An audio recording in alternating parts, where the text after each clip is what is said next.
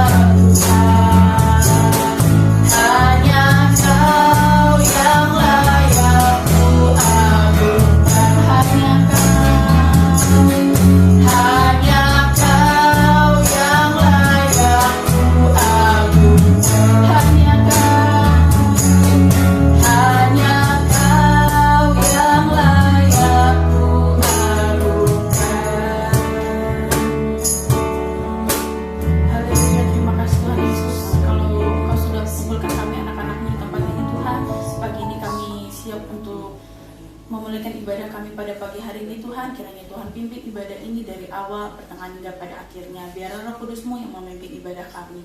Terima kasih Tuhan Yesus, kami ingin memulaikan ibadah pagi hari ini. Haleluya, amin.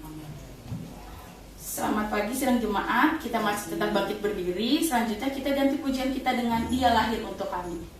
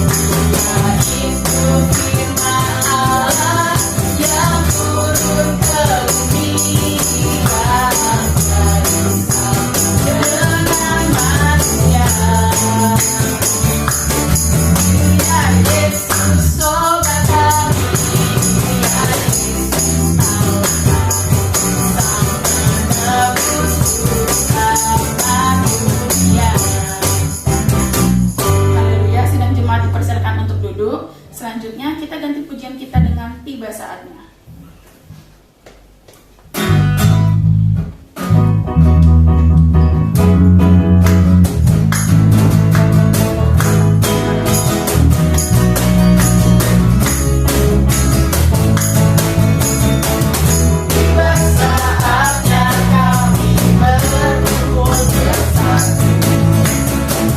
Dari segala suku dan bangsa.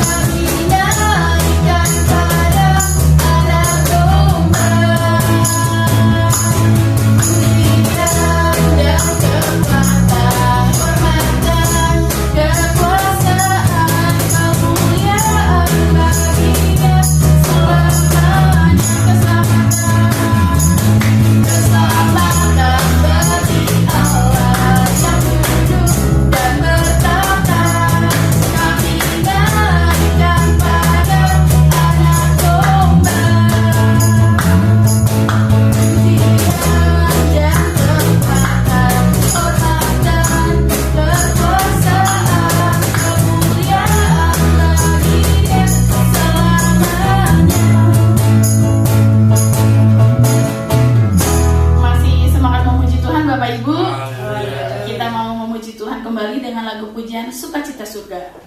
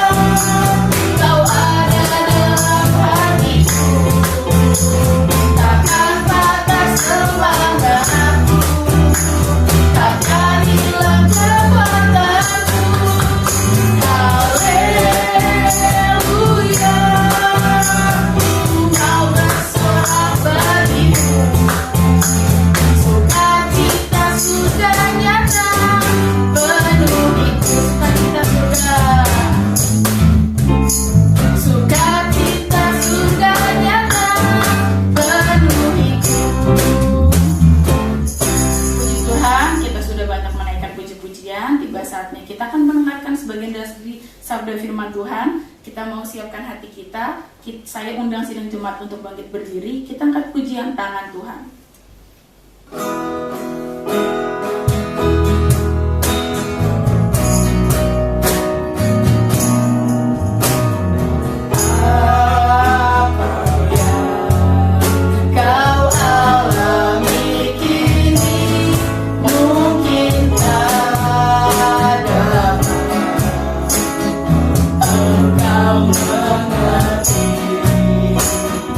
Satu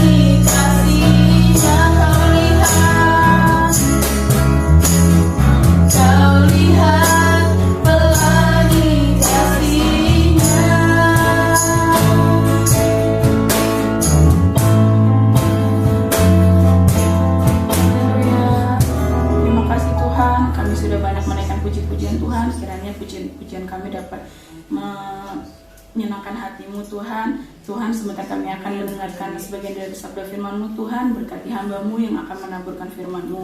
Terima kasih Tuhan Yesus, kami sambut firman-Mu hanya di dalam nama Tuhan Yesus Kristus. Haleluya, amin. Haleluya, puji Tuhan. Kita sudah banyak memuji Tuhan pada hari ini. Saya terlalu yakin dan percaya Bapak Ibu Saudara semuanya sudah diberkati sukacita ya lewat puji-pujian pada pagi hari ini, karena Allah hadir di tengah-tengah pujian dan Dia ada di tengah-tengah ibadah kita pada pagi hari ini. Baiklah, kita akan sama-sama membaca Alkitab kita. Saudara siapkan Alkitabnya, saudara buka di dalam Lukas pasal 11. Saya berikan judul firman Tuhan pada pagi hari ini, hati yang kosong. Lukas pasal 11 ayat 24 sampai 26. Demikian firman Tuhan. Kembalinya roh jahat. Apabila roh jahat keluar dari manusia, ia pun mengembara ke tempat-tempat yang tandus mencari perhentian. Dan karena ia tidak mendapatnya, ia berkata, "Aku akan kembali ke rumah yang telah kutinggalkan itu." Maka pergilah ia dan mendapati rumah itu bersih tersapu dan rapi teratur. Lalu ia keluar dan mengajak 7 roh lain yang lebih jahat daripadanya, dan mereka masuk dan berdiam di situ. Maka akhirnya keadaan orang itu lebih buruk daripada keadaannya semula. Puji Tuhan.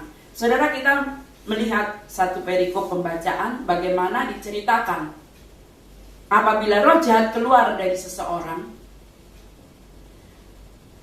lalu dia mencari tempat, tidak mendapati, dia akan kembali ke rumah lamanya. Kalau didapati rumah itu kosong, dia akan masuk lagi tapi tidak sendiri, membawa teman-temannya, 7 roh jahat yang lain. Artinya apa? Ketika kita sudah membuka hati untuk Tuhan, ketika kita sudah dilepaskan oleh Tuhan dari segala kuasa dan ikatan jahat, jangan kita main-main dengan Tuhan. Jangan kita membiarkan hati kita kering, hati kita kosong, tidak diisi oleh Tuhan. Kita hidup masih seperti yang lalu, hidup lama. Mungkin kita tidak diikat oleh roh jahat seperti cerita ini. Akhirnya keadaan orang itu lebih parah, karena tadinya yang mengikat 1 roh jahat aja, orang diikat 1 roh jahat aja, setidaknya dia udah depresi, disebutnya orang gila, ya kan? Kalau ini 7, bagaimana? situasi orang itu pasti lebih buruk lagi. Demikian juga dalam kerohanian kita. Kalau kita membiarkan hati kita kosong, maka sifat yang lama itu bukan hanya muncul kembali, tapi akan bisa lebih jahat dari sebelumnya. Nah, kalau kita melihat namanya kuasa jahat itu tidak ada yang baik ya. Yesus pernah melepaskan seorang yang dirasuk oleh kuasa jahat di Gerasa. Itu diceritakan di dalam Lukas pasal 8 ayat 26. Dan ketika Tuhan mau mengusir roh jahat itu cuma satu orang. Tapi ternyata setan itu gak mau keluar. Lalu dia bilang, jangan usir aku. Ketika Yesus bertanya, namanya adalah Legion, yang artinya banyak. Dan kalau saudara bandingkan di dalam Markus 5 ayat 9, Legion atau roh jahat itu akhirnya dia mencari tempat ke babi-babi. 2000 babi akhirnya terjun ke jurang. Nah, saudara yang saya kasih di dalam Tuhan, namanya iblis, setan, roh jahat itu nggak ada yang baik. Nggak ada setan putih atau hitam. Yang namanya iblis pasti kerjaannya adalah mencuri, membunuh, dan membinasakan. Mungkin kita tidak seperti orang di Gerasa ini dirasuk setan. Tetapi saudara, ketika kita menerima Tuhan sebagai juru selamat, segala kuasa jahat setan yang mengikat kita, kan kita nggak tahu waktu kecil kita diserahkan kepada setan atau kita tiup-tiup oleh orang pintar, ya. Tapi ketika kita terima Tuhan, kita ini milik Tuhan. Jaga hati kita untuk tetap memberi tempat yang terbaik buat Tuhan. Jangan sampai didapati kita kosong. Karena kalau didapati hati kita kosong, kita tidak mempersilahkan Yesus tetap tinggal di dalam hidup kita. Hal yang buruk, bahkan lebih buruk, bisa menimpa terjadi dalam kehidupan kita. Nah, hari-hari ini kalau kita perhatikan, orang yang mengalami gangguan jiwa itu bukan hanya orang yang tidak mengenal Tuhan. Sebagian bahkan pelayan Tuhan. Kenapa itu bisa terjadi? Karena dia biarkan hatinya kosong.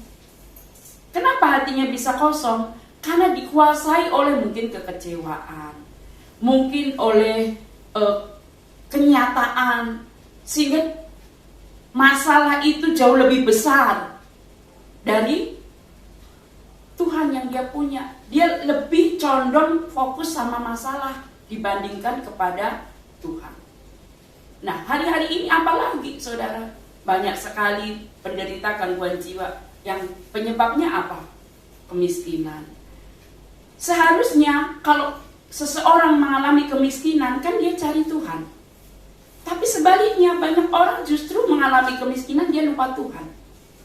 Dia sibuk menyalahkan Tuhan, menyalahkan diri sendiri,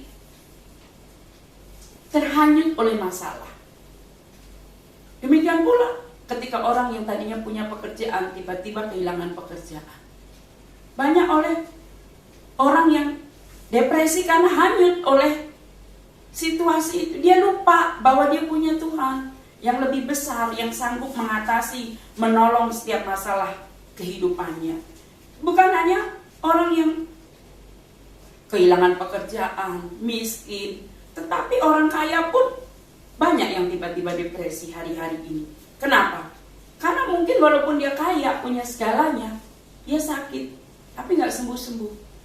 Nah, seharusnya kalau orang sakit gak sembuh-sembuh, dia berharap sama Tuhan.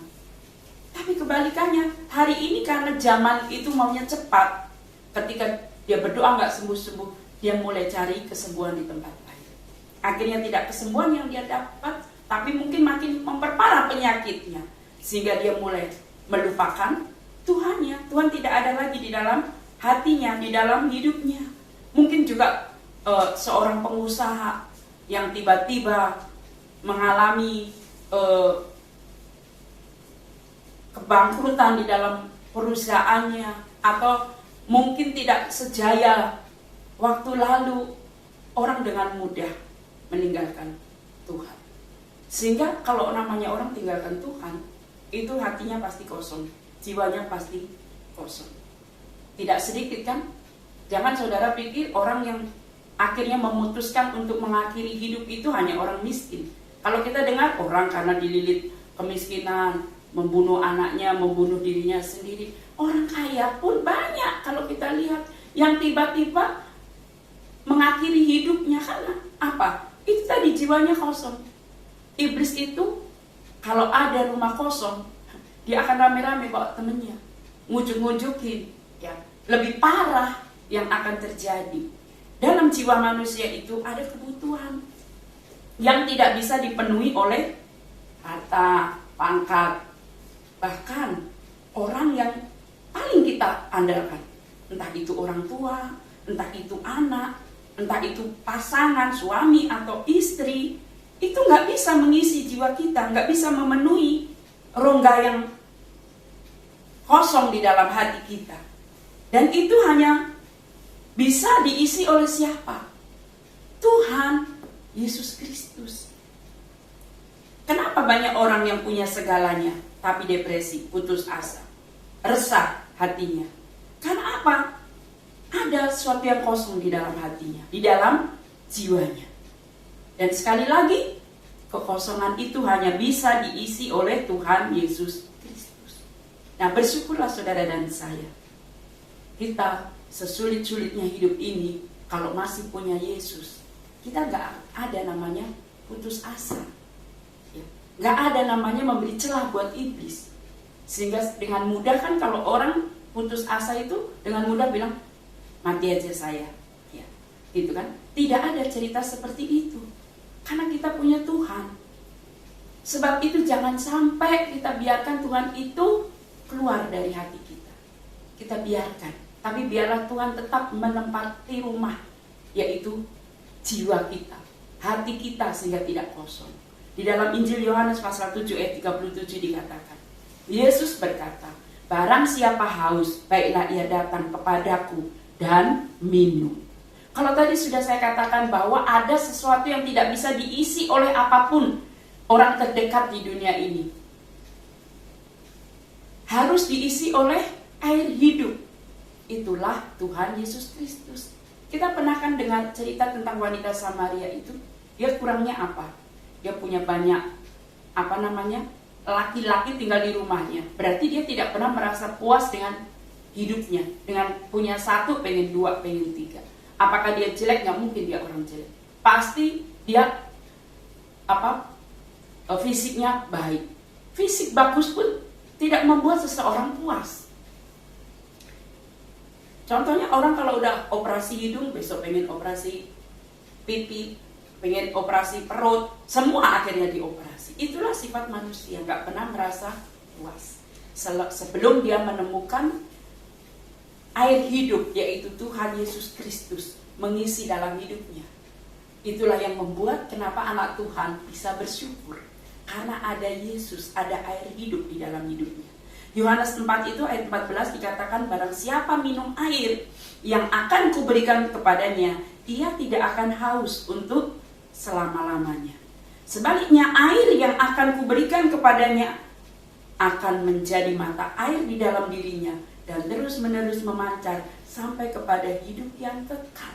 Jadi selama kita punya Yesus dalam hidup kita, sepanjang masa kita hidup di dunia ini, air itu akan memberi kita kepuasan.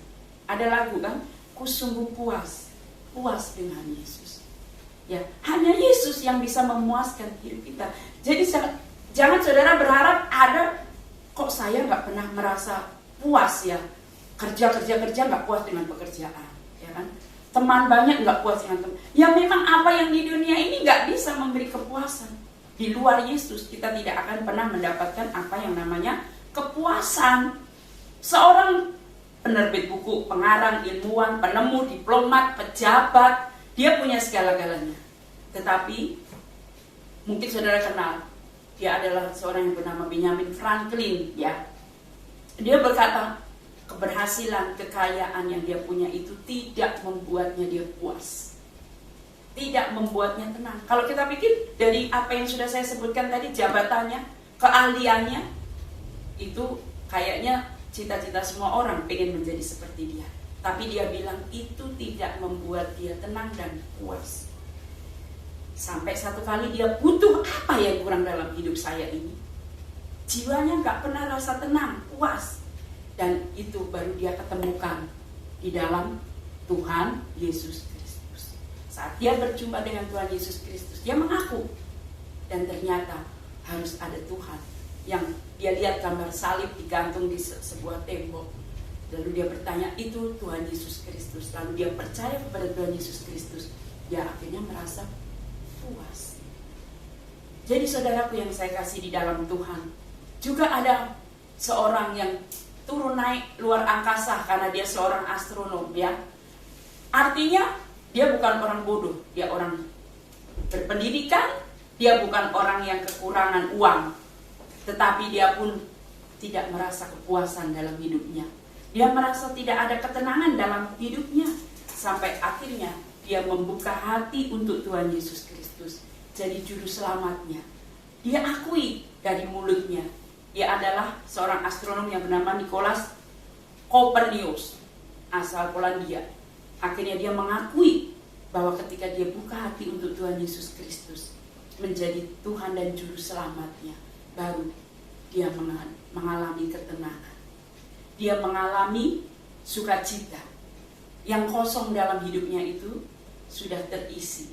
Dia bisa bersyukur, dia merasa puas. Nah saudara, di atas ketenaran, kekayaan, pencapaian manusia, ternyata ada satu kebutuhan mendasar yang harus dipenuhi, yaitu juru selamat. Dan kita bersyukur kita punya juru selamat. Jangan biarkan Yesus keluar dari hati kita.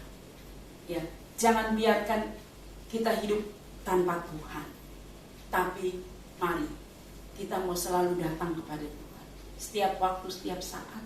Bukan hanya waktu senang untuk membawa korban syukur, tapi justru di tengah masalah, persoalan, penyakit, kita datang kepada Yesus. Bukankah Matius 11 ayat 28 berkata, marilah kepadaku semua yang letih lesu dan berbeban berat, aku akan memberi kelegaan kepadamu.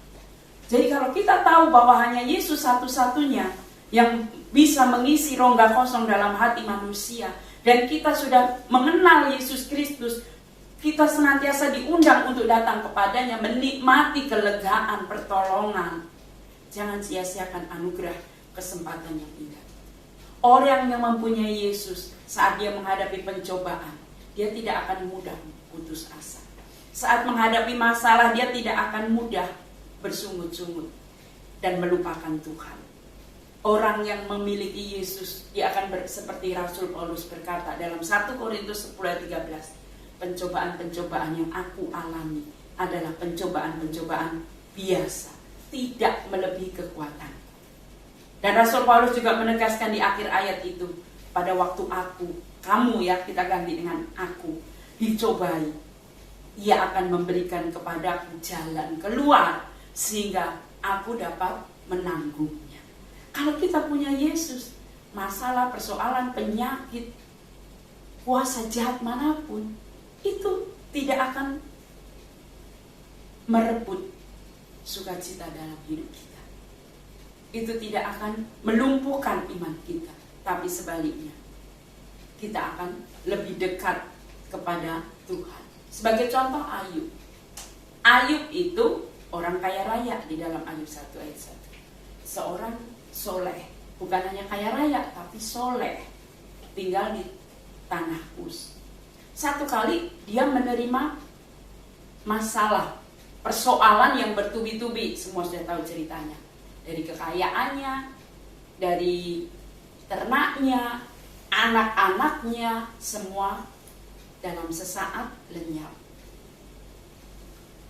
Bahkan yang tersisa tinggal satu, istrinya. Karena Ayub pun sakit. Apa kata istrinya? Itu tadi. Orang yang terdekat dengan Ayub pun dia berkata apa? Ayub 2 ayat 9. Maka berkatalah istrinya kepadanya, masih bertekunkah engkau dalam kesalehanmu? Kutukilah Allahmu dan matilah. Orang terdekat berkata, mati aja, bunuh diri aja, minum racun saja, loncat aja dari gedung. Nah, coba kalau hati jiwa daripada Ayub ini kosong, oh dia akan langsung, iya ya, gitu. Dia buka celah untuk iblis. Iblis akan berusaha keras untuk membuat Ayub ini jatuh. Tetapi apa kata Ayub? Ayub, dia malah berkata kepada istrinya, apakah kita mau menerima yang baik dari Allah tetapi tidak mau menerima yang buruk? Kenapa Ayub bisa berkata begitu? Karena ada Allah, ada Tuhan di dalam hatinya. Dia tidak biarkan jiwanya kosong karena masalah persoalan. Biasanya orang yang kayak Ayub ini kan udah ngelamun aja, karena semua udah gak ada, mau ngapain lagi, seolah-olah sudah tidak ada harapan. Tetapi Ayub tidak seperti itu.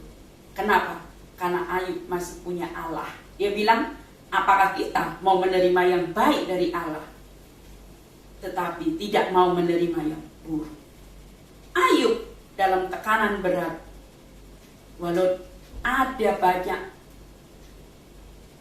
anjuran bahkan dari istrinya untuk mati saja, tapi Ayub, dia bertahan dalam imannya kepada Tuhan karena Allah ada dalam hidupnya. Artinya apa? Seberat apapun masalah, bila ada Yesus dalam hidup kita, dalam hati kita, dalam jiwa kita, roh jahat tidak mungkin akan mengalahkan kita. Roh jahat tidak mungkin masuk. Karena ketika masalah melampaui kekuatan kita, masih ada Tuhan yang lebih besar dari masalah. Tapi sebaliknya, kalau Yesus sudah tidak ada dalam hatinya, Tuhan tidak ada dalam hidupnya. Contohnya siapa? Saul. Saul itu raja pertama Israel yang diurapi Tuhan. Artinya dia percaya kepada Tuhan. Bahkan sebagian orang sempat menyebut Saul ini nabi, karena dia seringkali penuh dengan urapan sebagai raja.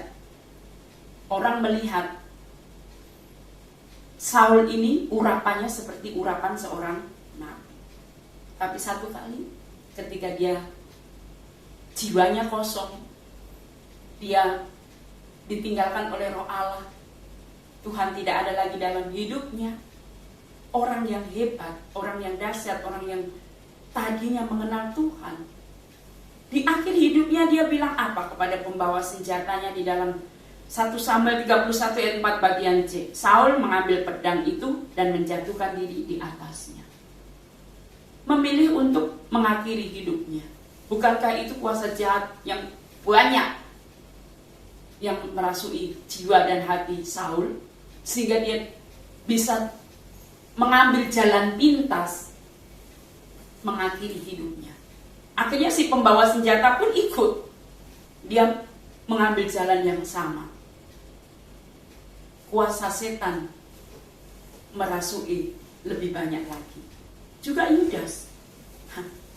Kita dibandingkan Yudas, awalnya nggak seberapa. Yudas itu pilihan Yesus, murid Yesus. Yesus memilih murid-muridnya kan di Alkitab menyebut berdoa dulu. Nggak mungkin Tuhan Yesus itu salah pilih. Tuhan nggak pernah salah. Tapi kenapa Yudas akhirnya dia bisa dirasuin roh jahat? Karena dia kosong. Jiwanya kosong, hatinya kosong. Dia lebih terpesona kepada harta, uang yang tidak seberapa sebetulnya. Nah, ketika dia sudah mulai membuka hatinya untuk iblis, iblis punya celah, bukan hanya satu. Dia bawa teman-temannya. Buktinya apa? Dia jual gurunya. Dan dia tidak bertobat waktu dia sadar. Dia juga memilih mengakhiri hidupnya di dalam Matius 27 ayat 5, menggantung diri. Jadi gak jaminan orang yang mengenal Tuhan, percaya Tuhan, itu jiwanya tidak kosong. Kalau orang mengenal Tuhan, percaya Tuhan, tapi tidak mengundang Yesus dalam hidupnya, hatinya penuh dengan rencana jahat seperti Yudas, seperti Saul, maka iblis bisa mempengaruhinya iblis bisa menempati hatinya sehingga dia akan lebih jahat. Karena bukan dia, iblis yang membuat orang ini lebih jahat lagi. Nah, saudara, sebab itu jangan biarkan hati dan jiwa kita kosong. Biarkan Tuhan Yesus selalu ada tinggal dalam hidup kita. Ada lagu biar Natal tiap hari. Yesus lahir dalam hati kita setiap hari. Masalah jangan membuat kita meninggalkan Tuhan, tapi justru biarlah masalah itu menolong kita untuk hidup bergantung kepada Tuhan. Kita sudah lihat tadi contohnya Ayub. Bisa nggak Tuhan meluputkan Ayub dari masalah? Bisa. Tapi kenapa Tuhan izinkan? Yusuf, bisa nggak Tuhan luputkan Yusuf dari penjara? Bisa. Tuhan itu Allah. Tapi kenapa Tuhan izinkan Yusuf masuk penjara? Apakah Tuhan tidak bisa melepaskan Daniel dari hukuman singa? Tapi kenapa Tuhan izinkan Daniel harus masuk lubang singa? Tuhan, dia menyertai umatnya. Ketika Tuhan masih ada di dalam hidup Ayub, Daniel, termasuk Yusuf, kalau Tuhan ada menyertai nabi, hamba-hamba Tuhan ini, ada di dalam hatinya, masalah kan itu, masalah Daniel itu kan berat dan besar. Dia hanya menyembah Tuhan, harus masuk lubang singa. Sesuatu yang mengerikan. Tapi itu tidak membuat dia meninggalkan Tuhan. Karena raja bilang, pengawal bilang, kalau kamu hari ini saja tidak berdoa, gak jadi masuk lubang singa. Tapi itu bukan tawaran yang mudah. Masuk lubang singa itu kan pasti mati. Tapi karena ada Yesus dalam hatinya, ada Tuhan, ada Allah dalam jiwanya, dia tidak mudah dikuasai oleh masalah yang melampaui kekuatannya itu. Yesus lebih besar di dalam hidupnya, sehingga baik Ayub, Daniel, Yeremia pun dia seorang nabi yang dibuang, diperigi. Bayangkan nabi dibuang ke perigi. Emangnya Tuhan gak bisa ya membuat yang buang itu mati duluan gitu? Kenapa harus? Tapi ketika Yeremia tetap ada Tuhan dalam hidupnya, masih ada Tuhan, tidak ada kuasa jahat lain yang merasukinya, sehingga mereka semua ini menjadi pemenang. Tuhan bisa saja mencegah semua yang buruk itu terjadi dalam hidup umatnya. Tetapi kalau Tuhan izinkan semua itu terjadi, itu Tuhan ingin melatih kita terus hidup dekat Tuhan, terus mencari Tuhan, terus bergantung kepada Tuhan. Tidak membiarkan hati kita kosong. Puji Tuhan, firman Tuhan tidak saya panjangkan. Pemain musik bisa maju ke depan. Kita akan nyanyikan satu pujian. Jiwaku haus, haus akan kasih-Mu. Terima kasih Tuhan. Haleluya Yesus. Terima kasih Tuhan. Haleluya.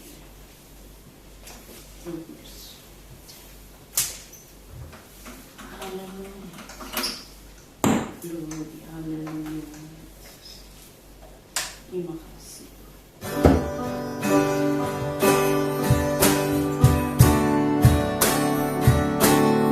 Jiwaku haus, haus akan kasih-Mu.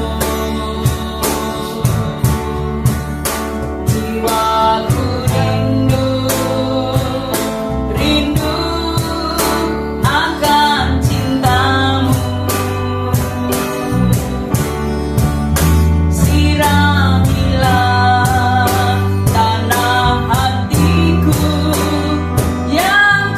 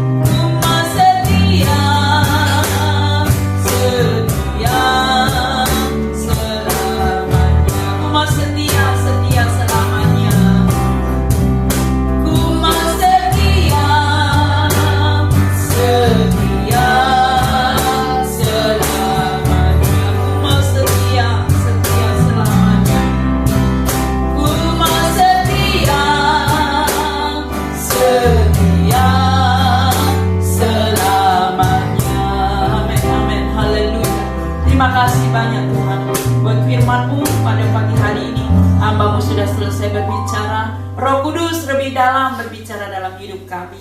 Apapun kesulitan, masalah, bahkan persoalan yang terjadi di dunia ini, biarlah itu tidak membuat kami menjauh dari Engkau. Karena ketika kami yang Engkau sudah berkati, Engkau beri kasih karunia anugerah yang besar. Ketika kami jauh meninggalkan Engkau, maka kuasa jahat yang lebih besar akan datang kepada kami, sehingga orang itu akan menjadi lebih jahat lagi. Jangan sampai hal itu terjadi Tuhan. Tapi biarlah setiap kami jemaat-Mu yang hadir pada pagi hari ini, kami selalu rindu dan haus akan Engkau. Menempatkan Tuhan menjadi Raja di dalam hati dan hidup kami, sehingga tidak ada kuasa jahat manapun yang meracuni hati kami. Tetapi sebaliknya, damai, sukacita, sejahtera Allah yang mengisi kekosongan hati kami terpenuhi. Ada kepuasan yang Tuhan beri, karena hanya bersama Tuhan kami merasakan kepuasan. Air hidup yang dari Engkau, itulah yang memampukan kami menjalani hari-hari kami dengan penuh sukacita dan ucapan syukur. Berkati hamba-hamba-Mu yang sudah melayani di sepanjang ibadah hari ini.